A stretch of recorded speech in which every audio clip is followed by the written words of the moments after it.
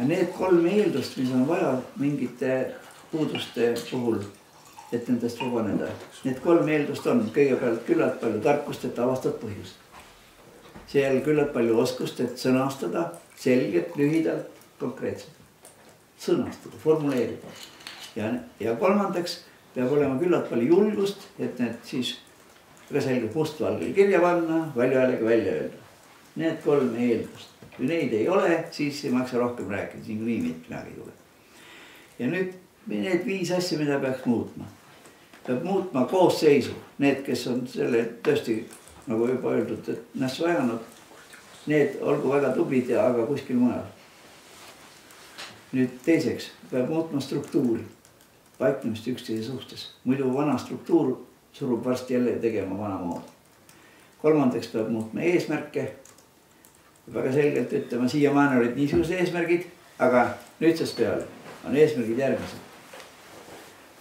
Noh, eelmist juttu nimetades tegelikult on seal siht peab all olema, aga noh, võib lühidalt ja lihtsamalt. Nüüd edasi vaja on printsiipide süsteem muuta ära. Ja jällegi samamoodi rõhutada, siiamaani kehtisid niisugused printsiibid, lähtusime nendest põhimõtetest, aga nüüdsest peale on printsiibid järgmised. See tuleb fikseerida otsusena. Ja viiendaks tuleb muuta hindamise aluseid ehk kriteeriume. Jälle samamoodi, et öelda, siiamaani hinnati inimesi, tegevusi, tulemusi niisuguste kriteeriumide alusel. Aga nüüdsest peale hakkavad kehtima järgmised kriteeriumid. Ja niisiis koosseis, struktuur, tegutsemise või eesmärgid, tegutsemise printsiibid ja kriteeriumite süsteemid. Ja need 5 asja tuleb muuta enam korraga. Nüüd, kui mõni nendest 5 jääb muutmata või kas või 1 jääb muutmata, siis pole eriti tähtis, kui palju muudetakse teisi. Nagu nii ei muutu. Kokkuvõttes ei muutu. Inimkonna ajalugu on täis nüüd näiteid. Aga igaks juhuks ma mainin ka, et ma ise arvan, et need mõtisklused, mis on õnnestunud enam-vähem katuse alla viia, eesmärgistatud protsessid üldteooria võivad ka väärida tähelepanu, kui keegi viitsib jätkata. Ühest elust ei piisa need nii suured asjad. Aga nüüd, mis puutub sellesse, et mis kilitsev kinga sees on, siis tõttal ta ei saagi käia. Kingad kile näisin. Ma ostsin täna uued saapad seal. Aga need peamised asjad, tõesti liiga palju asju, siis tundub nii, et noh, kuule, käed jalad vajuvad sorgu, ei saagi midagi teha, nii palju on, ei saa ju.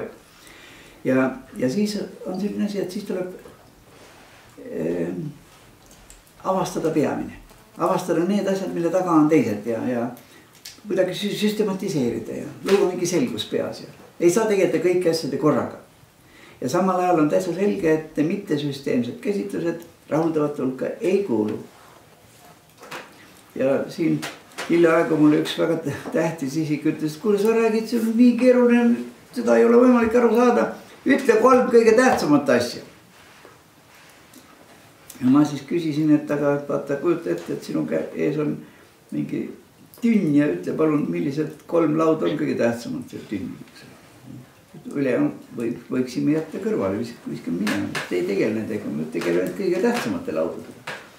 Või näiteks kas või kett, eks ole, ikkagi kett on nii tugev nagu kõige nõrgem lüli ja kui mõnda lüli polegi, siis pole ketti ka ju.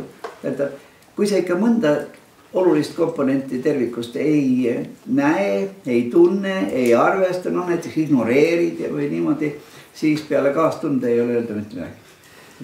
Noh, see lolli mängimine kahjuks kisub teisi ka kaasa. Erki ütles, et hakkab kaasama. Ja peab kaasata ikka võib siis, kui on moraalne õigus. Aga see tähendab seda, et oled suuteline vastutama ka selle eest, mis välja tuleb. Ja ja nüüd mis asi, et ükskõik mille tegemiseks on põhimõtteliselt 2 teed. Üks, et lõhud ja teised, et lood. Ja täna on siin päris huvitav oli kuulata ja ma arvan, et kõigil on väga vedanud. Et kui ikkagi on nii palju väga-väga huvitavaid ja arukaid ja teovõimsad isikuid ümberringi, kellele võid iga kelle helistada ja küsida ja kutsuda ja kelle koos mõtelda ja kas või tass kohvi juua ja ükskõik mis küsimus läbi arutada. See on ikka suur õnn, see on väga suur õnn. Väga paljudel inimestel pole lihtsalt mitte kedagi, kellega rääkida. Ja kui mõnega tahakski rääkida, siis selgub, et see ei saa mitte väga aru. Ja mõni saab aru ka, aga siis meil räägib lolluse vastu. No ei võta tõsiselt üldse. Ja teeb nägu, et tõsiselt nagu nii mitte keegi mitte midagi ei võta, mis sina siis siin sehkel. Aga minule selline hoiak vastuvõetav ei ole. Ja ma arvan, et Eestimaal ei ole ka mitte kunagi olnud midagi nii halvasti, et enam halvemaks ei või minna. Järelikult peab ikka tegema kõik endast sõltuv ja natuke rohkemgi selleks, et hoida, kaitsta, kindlustada, tugevdada seda sama ainukest. Rohkem meil pole ju rohkem. See sama üks on. Ja vaata, kui täna nüüd üsna paljud siiski,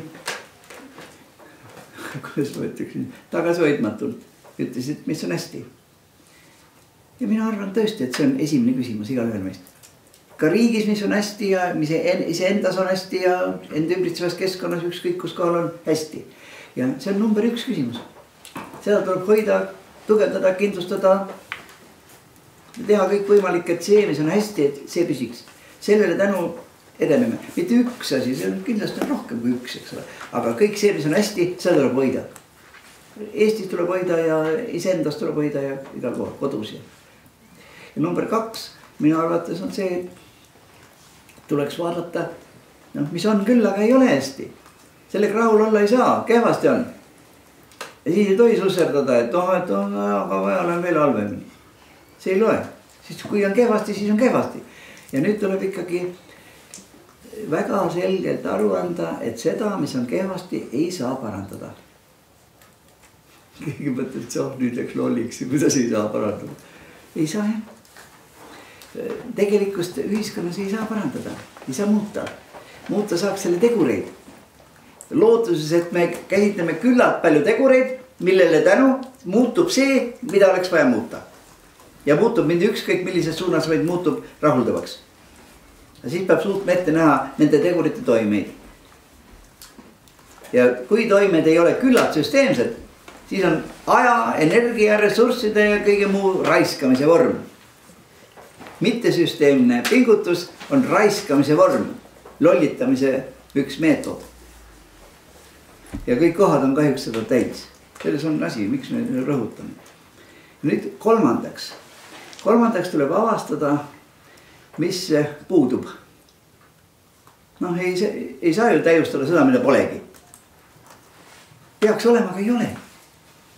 Ja peab olema ikka nähtavasti üsna nõudlik enda suhtes ja küllalt avara mõtlemise ka ja et ikkagi avastada see, mis puudub.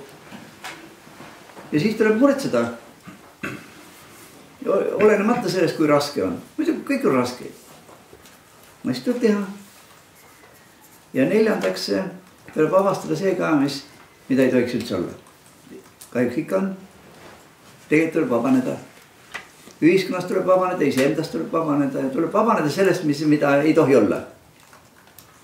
Ja aeg muutub ja see, mis võib-olla 10-15 aastat veel võis kuidagi olla, mida võis kannatada, taluda ja millest võis ka mööda vaadata.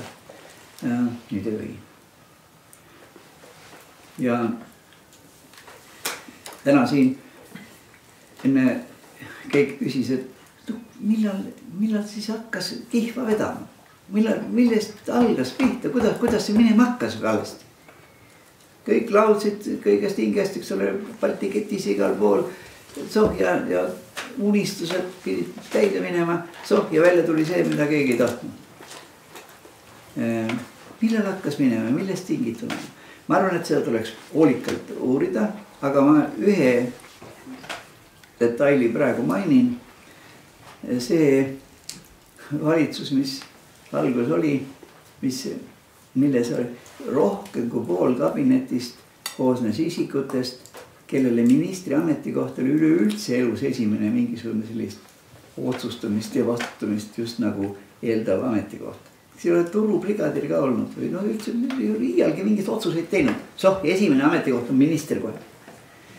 Ja täiesti võimalik, et paari viimase aastasaja jooksul Euroopas midagi niisugust ei juhtunud ei ole. Kas maailmas kuskil on? Ma ei ole ka selles ka kindel. Kuskil mingis Aafrika riigis võib-olla on, milles teaks. Aga et selline asi võis Eestis juhtuda, see on ikka täiesti metsik lugu. Ja tookord on ikka nii palju selliseid jubedaid otsuseid, et ma ei tea, millal ükskord seda asja õnnestub klaarida, mis siis kokku tehti. Ja üks, kes on praegugi Riigikogu liige, oli tookord siis kultuuriminister ja haridusminister siis oli koos. Kultuuri ja haridusminister. Ja see esimese töönädala jooksul, kus ta polnud jõudnud veel teregi öelda ministeeriumi töötajatel, likvideeris kutsenõustamissüsteemi.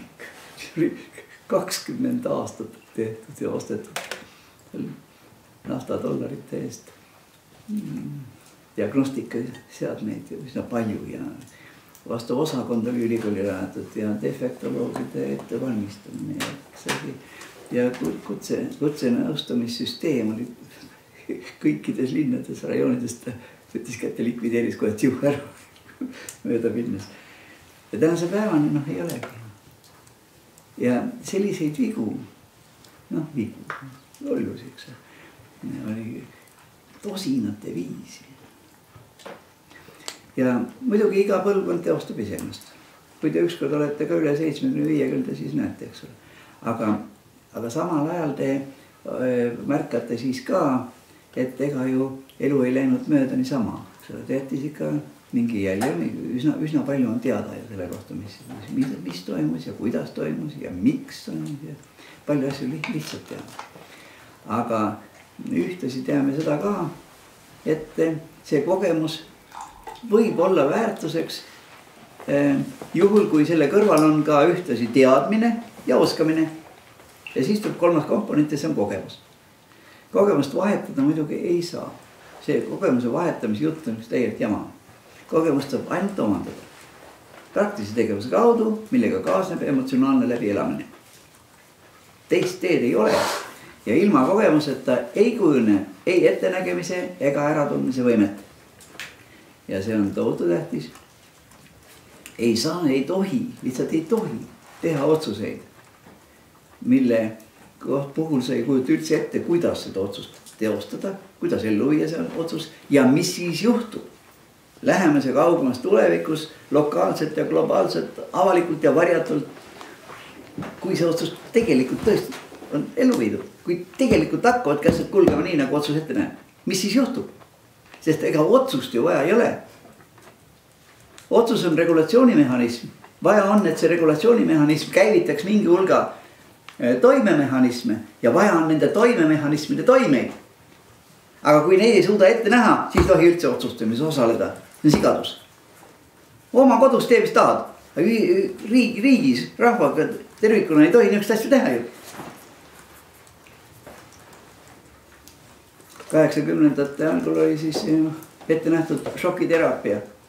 Mäletad? Šokiteraapia. Kes tegi? Kes vastutab? Keegi taha kuulda ka, et vastutama peaks selle eest, mis teed ühiskonnas. Tuhanded inimesed olid tõesti ahastuses. Aga vastutust ei kuulda.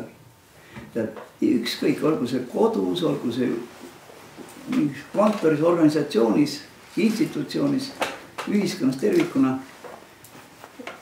3 asja peavad olema paigas. See on õigused, kohustused ja vastutus. Toimib see koht, kus ma veeretan praegu oma parema käe sõrmi. tegeleda saame nende kolmega. Aga toimib nende ühtsus. See ühtsus on peas. Tegelikkuses kuskil väljaspool meil ei ole see ühtsust, eks ole. Tegelikult on need asjad, eks ole. Aga toimib ühtsus. Vaat see on nüüd see üleminek, kui pea seda ei võta, noh siis peale kaastunde jälle ma ei ütle midagi, aga no tegelikult ei saa teha. Kui pea ei jäga, siis ei saa teha. Ega heliloojaks ka ikka ei saa, kui nooti ei tunne, no siis saa. Aga nüüd pangem tähele, et nii õigused, nii kohustused kui ka vastutus on administratiivses mõttes, ametlikult nii-öelda, ja moraalses mõttes. Moraalsed õigused ei ole vähem tähtsad ka administratiivsed õigused. Vahelikult on mõlemad. Administratiivsed kohustused ja moraalsed kohustused. Ning administratiivne vastutus ja moraalne vastutus. Ja võt näiteks, kui mingisugune ametikoht on või mingisugune tekib inimese kätte, eks, siis tal peab olema nii palju hoidu peas, et ta vastutab selle eest, mis ta teeb ja ka selle eest, mis ta tegemata jätab. Ehkki peaks tegema. No, tervikut tuleb hõlmata.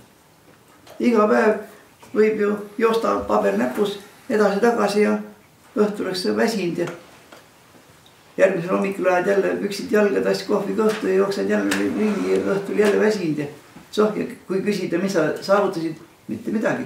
No mis sa tahtsid saavutada, mitte midagi. Soh, niuke asi ju. Ja valdav osa, kui hakkab nüüd vaatama, mida inimene tahab, mida ta taotleb, mis ta on seadnud omale eesmärgiks. Pole eesmärki, pole mitte midagi ju. Sibli pringi päeva läbi ja siis õhtul on natuke tüdina. Väsinud ka kindlasti ja Sofia. Siis selgub, et on natuke üksik. Siis selgub, et on vastik. Endale vastik ja teistele ka. Ja nii läheb. Aga see on allakäigu tee. Allakäik on see. Ja ma ei tea, kuidas te teete. Iga põlvkonna rõhutan. Ja teeb ise oma asju ajab, aga üks asi on see, et ega ikka kõik inimesed tegelikult ei ole suutelised. Tahaks küll, aga ei ole suuteline. Ja siin ongi nüüd see haritlaskond. Siin ongi see, noh, see osa, millest võib-olla üks osa on siin ruumis praegu. Ma räägin nüüd loo hiirtest ja minu vabandused, et keegi just nagu kujutaks ette, et ma mõtlen, et te olete hiired. Ei, mina seda ei mõtle. Ma räägin tõesti hiirtest. Võtame selgus huvides niisuguse hiirte populatsioon, 100 hiirt, siis on lihtsam arvutada.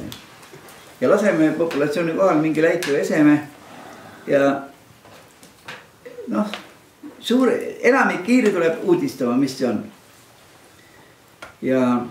Aga see voolu all. Kes puutub, see saab löögi ja kisaldus jookseb minema. Enamik jookseb üsna kohe minema. Ohtlik värk. Mõned jäävad sinna veel uudistama. Puutub veel ja siis jooksevad need ka lahja. Mõne aja pärast lastakse uuesti läikvese. Nüüd tuleb juba üsna vähe, tuleb tagasi, aga tuleb. 10 tuleb vähemalt. Keegi saab löögi kohe muidugi jälle ja põgenevad laiali. Mõne aja pärast lastakse jälle. Ja nüüd ei tule 10, nüüd tuleb 3-4 tükki. 3-4 tükki. Selgub, ei ole vaja, et seal on emased ja isased hiired ja vanusega ei korreleeru, sooga ei korreleeru. Lihtsalt on mingid, need märgitakse ära, tehakse nendele pitsliga laik peale. Aga nüüd eksperimendis on niimoodi, et nüüd hakkavad elamistingimused halvenema. Külm, kuumus, pole süüa, pole juua, pole elamistingimus muutuvad talumatuks. Luuk on lahti, on võimalik välja minna. Luuk on voolu all, kes käpa peale paneb, see löögi saab, põrkab tagasi kisades ja nii. Elamistingimused aina halvenevad, osa on juba surnud. Ja nüüd enne imet, mitte mingisugust teised, ainult need äramärgitud hiired jooksevad välja. Saavad löögi küll, aga jooksevad kõik välja. Üksteise koos. Aga noh, eksperiment on nii sätitud, et seal on kõik elamiseks vajalikud tingimused päris head. ja enne tulevad tagasi, saavad löögi küll ja tuleb tagasi. Leiab aset mingi kommunikatsioon ja mõne aja pärast need, kes veel üldse joosta jõuavad, tulevad järele, need paar-kolm tükki kõige ees ja teised kisades järele. Ja nüüd vaadatakse, mis siis neist just saab, need on kangelase hiired, eks ole, need on siis saavad kõik parimad palad endale ja võta näpust midagi, nendest ei tehta väljagi sealt. Ei saa nad väga ei emasid ega isasid ega üldse midagi. Ja nüüd eksperiment muidugi jätkub. Võetakse, selgitatakse välja need mõned, kes ei õpi kogemusest, kes on sellised ninatargad ja võetakse nad välja enne suguküpseks saamist. Nüüd järgmisest populatsioonist jälle selgitatakse välja need ja võetakse ära enne suguküpseks saamist. Ja kujutage ette nüüd, kui on 5 korda on rehitsetud seda geneetilist koodi, siis muidugi jälle jätkub eksperiment, eks ole, elamistingimused halvenevad ja kõik surevad ära. Ei ole ühtegi enam, kes läheks välja. Kui te hakkad nüüd vaatama, kuidas Eestis on läinud siin üks sõda ja teine sõda ja küüditamine ja ärasõitmine ja kes vähegi kaela kandis, see lasi jalga. Nüüd ka putkavad mööda maailma, kes kuhu saab. Tagajärjeks võib olla see, et geneetiline kood jääb üsna köhaks. Mida ma muidugi loodan, et ei teki. Ja kui oleks juba tekkinud, siis et siin ka ei oleks. Muidugi ma veel ütlen, et ei ole mingid hiired,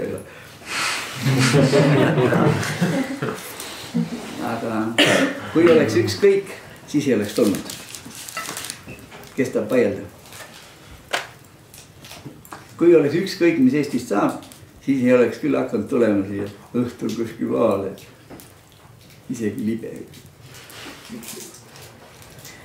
Aga veel raskem on hakata nüüd tõesti mõtlema, sest õppides ei saa targemaks. Õppides saab mingi hulga teadmisi, võib saada mingi hulga teadmisi, võib saada teadmiste tasemel ka müra, mingi sodi pähe.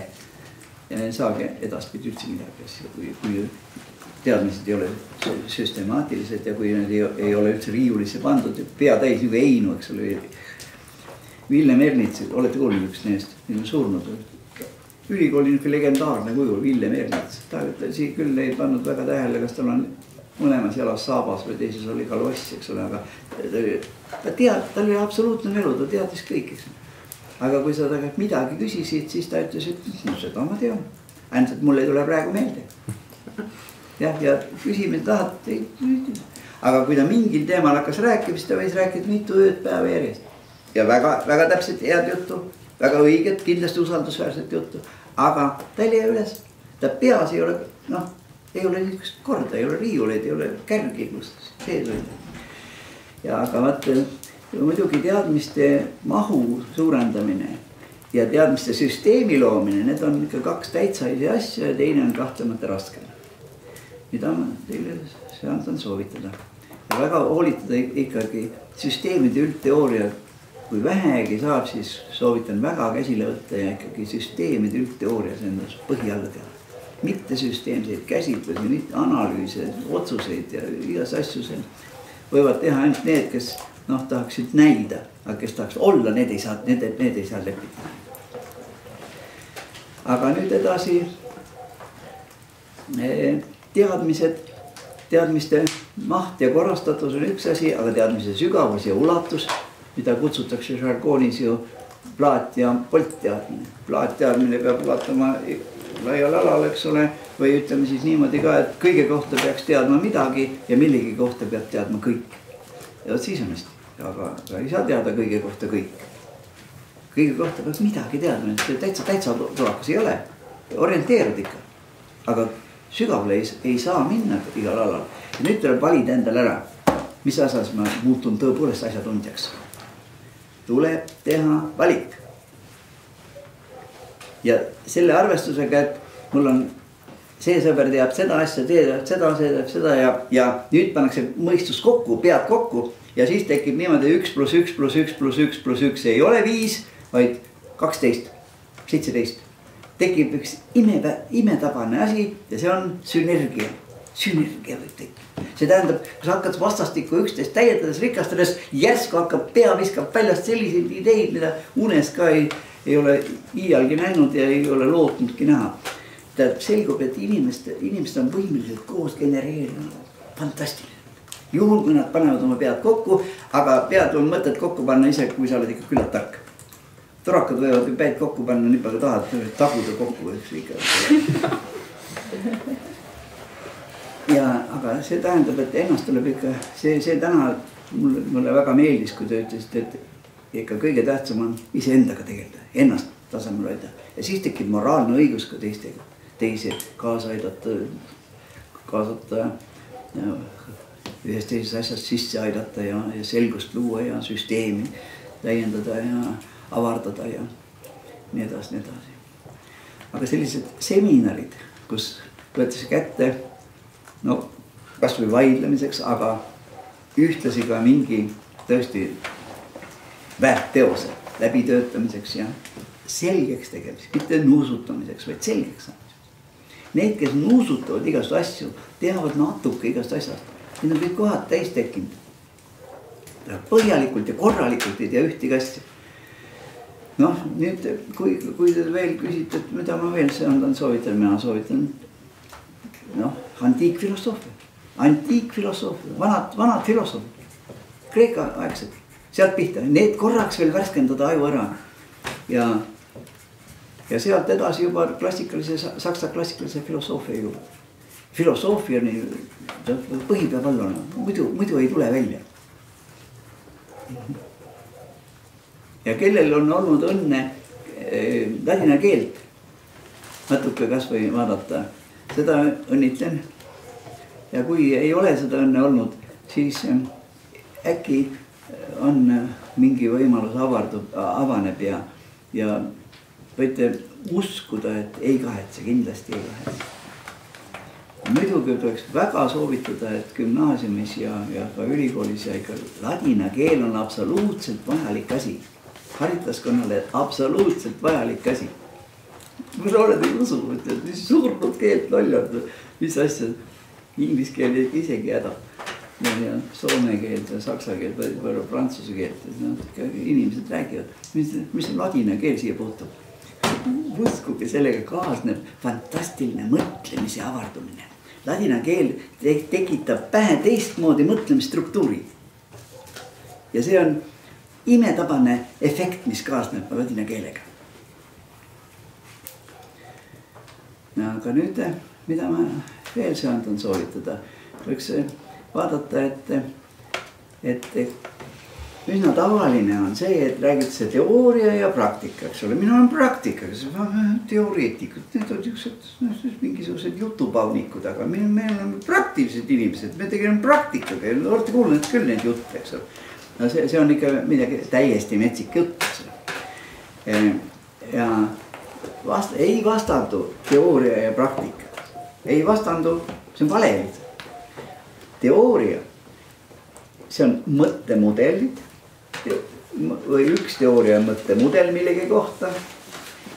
Ja mina soovitan teil väga, võtke rahulikult ilusti, siis kui keegi ei sega, kõik magama läinud juba üksi mõni ilustavad, siis vaadake, milliseid teooriaid oleks tarvis peas kanda. Vaadake järele ühiskonnateooria, kultuuriteooria, isiksuse teooria, juhtimisteooria, keskkonnateooria. Tehke nende teooriate loend, mida peab peas kandma.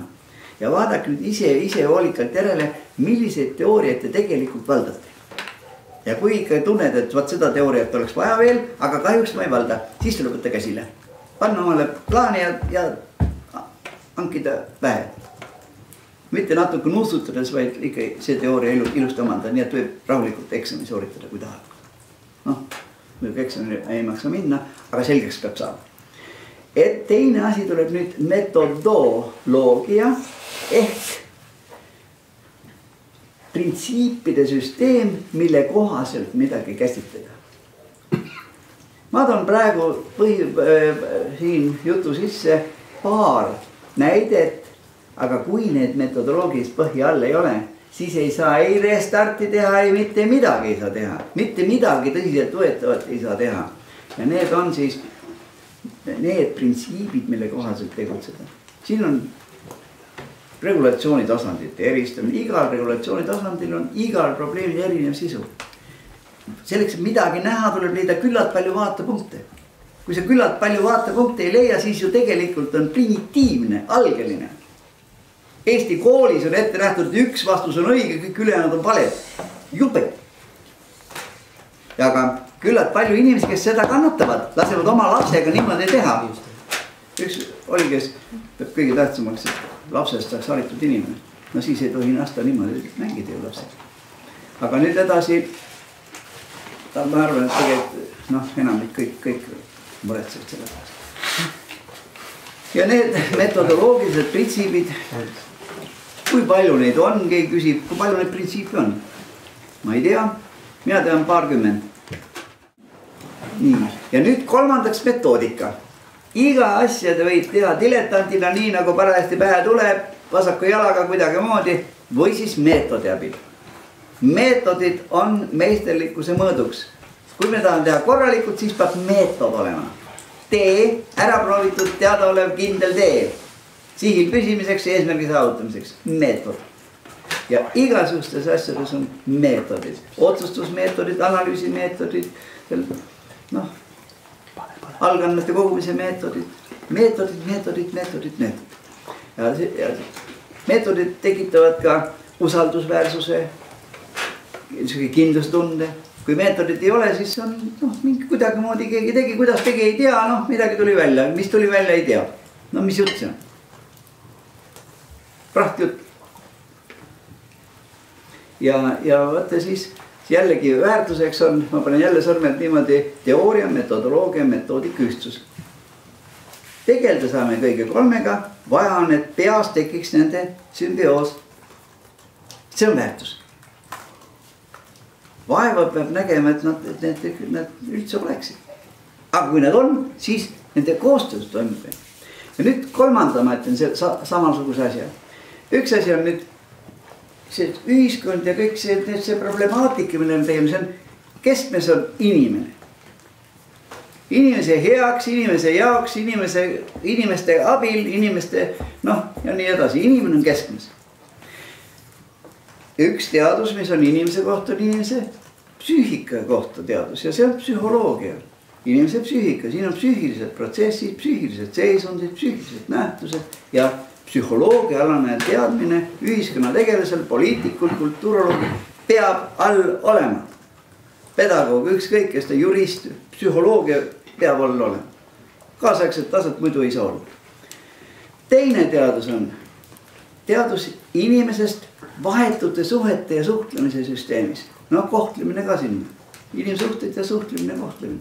See on koostöö, mängs, konfliktid, konkurentsi, kõik inimsuhted. Ja see on sotsiaalpsühholoogia. Ja Tartu Ülikoolis väidetakse praegu ametlikult, et sellist asja pole olemaski. Ja täitsa õudne, eks ole. Aga nüüd kolmas teadus on siis teadus inimesest makrokeskkonnas, ühiskonnas kui institutsionaalses süsteemis ja kultuuris kui holograafilises süsteemis. Niisiis jällegi, üks on siis teadus indiviidi psüühikast, teine on inimesest mikrokeskkonnas ja kolmas inimesest makrokeskkonnas. Ja see, mis tõesti väärtuslik on, mis elamuse tekitab, järsk hakkad aru saama, mis siin toimub ja miks niimoodi lähevad ja mis oleks võinud juhtuda ja mis suudab ette näha inimeste käitumist ja reageerimist igasuguste asjaoludel. See võime tekib alles siis, kui see keskpunkt tekib. Kui need kolm kokku läheb, siis hakkab tekib. Muidu ei tekib. Ja kui keegi ütleb, et oleks seda ometi keegi juhtinud tähelepanu selle asja alles. Siis ma olen neid küll näinud ka. Teab psühholoogiat päris hästi. Tõsi küll, peamiselt küll nägemist tajud, aga siiski teisi asju ka ikka natuke. Aga psühholoogiat on õppinud seal 5 või rohkem aastat. Aga inimesest ikka inimest ei tunne. Aga me rõhutasime just, et inimene on meil, mitte ainult psüühika. Ja võt, ja need niisugused mingisugused lähtekohad on kindlasti vajalikud. Ja kui me nüüd alustame pingutust mitte selle täiustamiseks, mis on kõlbmatu. Kõlvatut ei saa täiustada. Kõlvatut muuta. Ja see muutus ongi restart. Nii et mina kiidan seda ideed väga heaks. Ja kui ma vähegi saan kellelgi natuke abiks olla või toeks olla või aidata kaasa mõtelda, siis ma ei kahetse ühtegi sekundit, mis selle peale läheb. Tänan tähelepanu eest.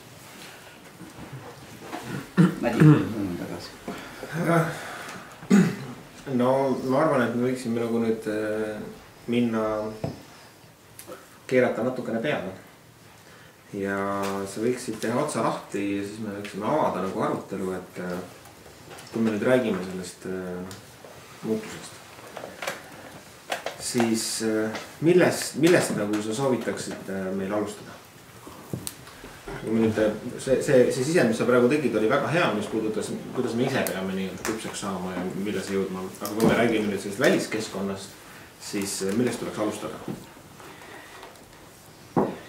Jah, ma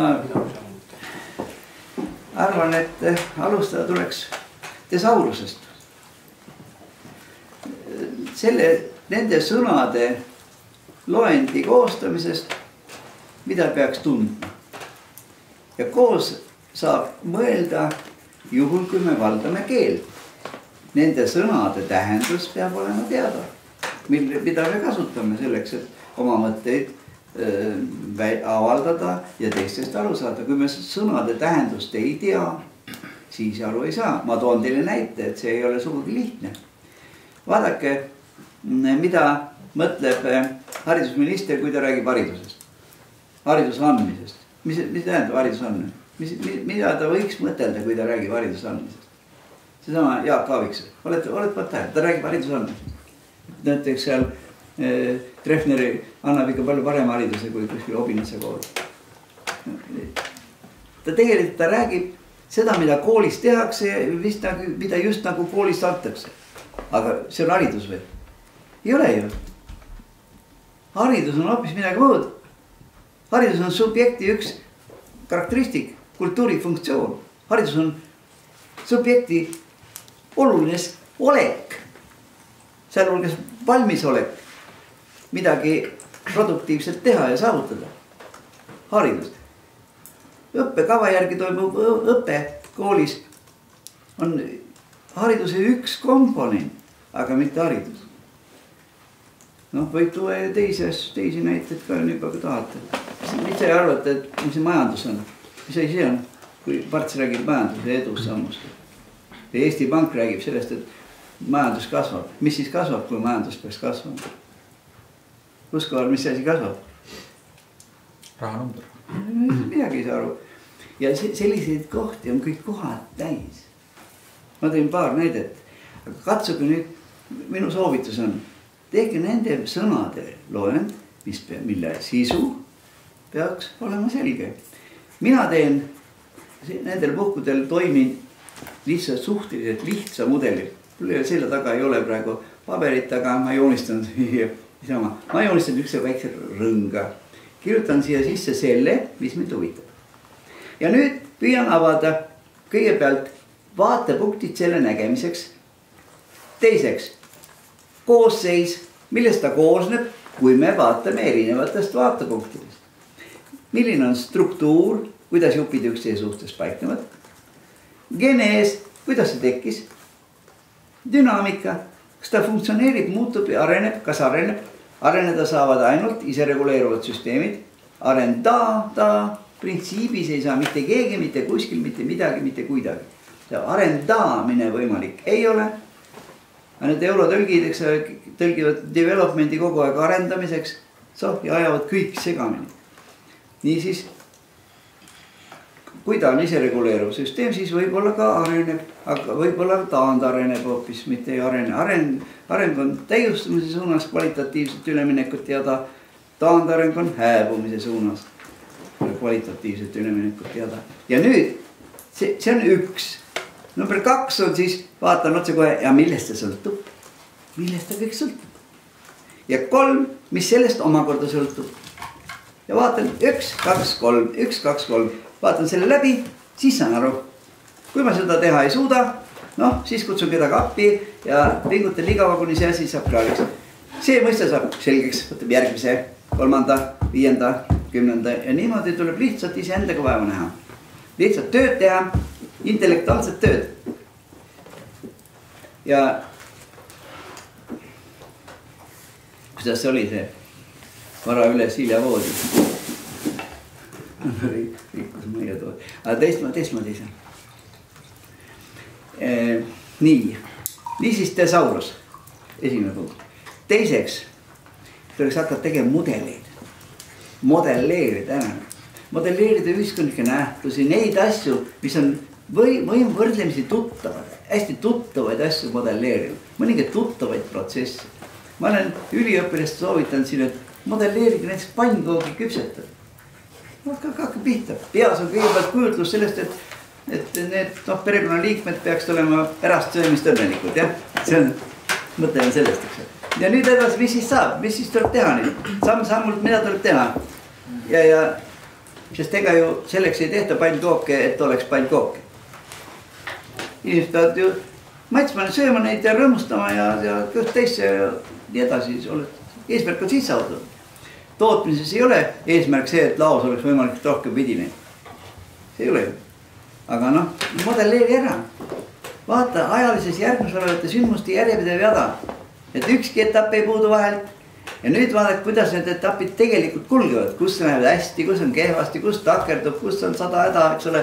Ja kuidas on kommunikatsiooni, kuidas on edasisidestus, kuidas on tagasisidestus. Ja modelleerige ära igasugused asju, mis vähegi saab. Protsesse, nähtusi, asju. Ja probleemiks, eks ole, on vastuolu. Ja nüüd nii kui modelleeritud on midagi. Nii saab luua otsekohe kujutluse, kuidas peaks olema. Praegu on nii, aga peaks olema nii. Nüüd on 2 juba sama mudeli peal on teine kujutlus veel. Esimene kujutlus on sellest, kuidas see olukord on. Teine kujutlus, kuidas peaks olema. Ja nüüd kui hakkame võrdlema seda, mis on sellega, mis peaks olema, avastame, et need vastuolud ja nüüd peab leidma vastuolude põhjused. Miks vastuolu on tekkinud? Miks ei ole nii, nagu peaks olema? Millal tekkis, kuidas tekkis ja nii edasi. Kui põhjused on käes, avaneb võimalus kohe astuda järgmine samm. Mida teha nende põhjuste vähendamiseks, heal juhul kõrvaldamiseks. Tegelikult kordan, muuta ei saa. Erinevalt sellest, mida Toompeal räägitakse kogu aeg. Ei saa muuta tegevust. Saab muuta põhjuseid, aga need tuleb avastada. Ja need peavad olema süsteemina kõne all. Mitte 1-2 põhjust. Sest see mitte läheb kasu. Ja minu arusaamist mööda oli Eesti allakäigu peamine põhjus harimatus. Ja see jutt, et lapsed selle põhikooli ja gümnaasiumi seaduse järgi seal mingis teadmisi koguvad ja kuskil mingi testi teevad, see pole haridus. See on teadmised. Hariduse üks komponent. Haridus on kultuurifunktsioon. Hariduse eelduseks on vaimsus. Haridus. Valmisolekute kujundamise elukestev jada. Palju tähendusi on. Ühest vaatepunktist paistab selline tähendus, teisest teine, kolmas. Igatahes ei ole see, mida keegi kuskil kellelgi annab. Printsiibis ei saa anda. Haridus pole olemas. Kuskil ei ole. Keegi ei saa teda anda. Keegi jutt üldse. Ja nüüd kui hakata vaatama, siis kuidas kujuneb erialane ettevalmistus inimestel, kuidas kujuneb kutsealane ettevalmistus ja ametalane ettevalmistus ja siis avastame kohe, et näiteks kui ametalast ettevalmistust ei võimaldatagi, kuidas siis efektiivne saaks olla. Ja see on jällegi üks valdkond, kui selles kohas täiesti uut lahendust ei leia ja ei kehtesta, siis on allakäik täitsa kindlasti jätkub. Aga kui kaua, nii kaua kui hävinguni. Kui kedagi rahuldab, lasku käia, aga siis peaks saama peksa. sa küsisid, see on tohutu raske küsimus, aga ma vastasin ju, ma ei pidanudki ütlema kõik, ma pidin ütlema, millest alustada. Mida ma tahan ka veel näiteks soovitada nüüd teha lausa. Ükskõik missuguse probleemi, kas see on Eesti või mingi valdkond, minu jaoks praegusel hetkel ei ole tähtis. Igaüks valib ise selle, mis ta on. Nüüd selle probleemi ehk vastuolu, tunnetatud vastuolu puhul võiks koostada tegurite loendi, millest see põhimõtteliselt sõltub. Millest see sõltub? Lihtsalt pigistada aju, nii kaua kui vähegi saab tegurid võimalikult täiuslik loend. Nüüd järgmine samm, jagada nad 2. Sisetegurid ja välistegurid. Siseteguriteks nimetame neid tegurid, mis põhimõtteliselt alluvad meie tahtele, mida me saame muuta, kui me tahame. Ja välistegurid on need, mida me muuta ei saa, küll aga peame arvestama. Nii. Nüüd tuleks veel rehitseda, vaadata, et nad ei oleks niimoodi, et üks on väga-väga suur ja teine seal pisik, eks ole. Siis peab enam-vähem võrdse tugevusega olema, püüdma sättida niimoodi, et nad oleks võimalik ühe kaaluga. Ja nüüd teha sisetegurite maatriks, nii kui turniiri tabel, eks ole. Mõlemad servad on ühesugused. Vaadata, kuidas esimene tegur mõjutab teist, mõjutab 3., 4., 5., 6., kuidas teine mõjutab esimest, 3., 4. ja nii edasi. Nüüd, missugused märgid siin ruutudesse teha? Esimene kord, kui te hakkate tegema, uskuge, see ei ole lihtne, see on küllalt raske. Alguses ei pruugi hästi välja tulla, sellepärast ma soovitan alguses teha lihtsalt pluss, miinus või 0. Mõjutab positiivselt, soodustab, takistab, miinus või ei mõjuta 0. Kui püssirohtu veel ikka siiski natuke on veel ja kui kogemus juurde tuleb ja võiks panna palli 1-st 9-ni. No pluss 5, miinus 4. Kui tugevalt? Miinus, kui tugevalt pluss. Ja kui veel siis ikka jõudu on, siis juba ka nool. Nool ülespoole, nool allapoole, nool horisontaalselt. Nool ülespoole, mõju kasvab, mõju suureneb aina. Pluss 4, aga mõju suureneb. See tähendab, siin peab väga vaatama, see on väga hea. Miinus 3, aga mõju väheneb, kaob ära, pole mõtet tegeleda. Ja nüüd, kui me liidame pallid mööda horisontaali ja mööda vertikaali, saame kätte ühtpidi kõige tugevama mõjutaja, selle pingerea mõjutamise alusel ja teistpidi nende pingerea mõjutatuse järgi kõige rohkem mõjutatud positiivsed, kõige rohkem negatiivsed. Saame tegelikult korrastatud rea. Nüüd saab ilusti ümber kirjutada, vaadata, millest alustada, mis on mille eelduseks, võimalused järgmiste sammude astumiseks ja siis hakkab selgus tekkima. Selline töö tuleb alla teha, muidu ei teki seda. Ei saa prioriteete kätte.